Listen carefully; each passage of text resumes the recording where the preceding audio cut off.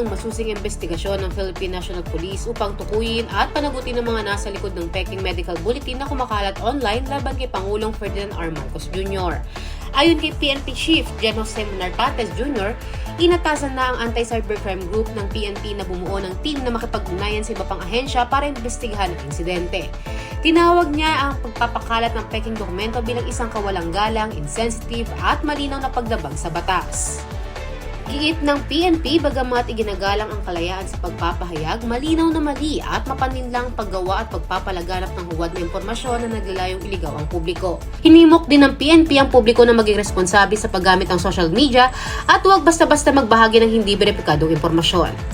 Samantala, tiniyak ng Malacanang na nasa mabuting kalagayan ng Pangulo. Ayon kay Executive Secretary Ralph Recto, nagkaroon lamang ng ilang araw na obserbasyon si Pangulong Marcos dahil sa diverticulitis at pinayahan ng mga doktor na magpahinga ng isang linggo. Yes, you know why the President was not able to attend today? Well, it's only natural for the doctors to tell him to take a week rest. Pia Bangayan, Aksyon Tabloid.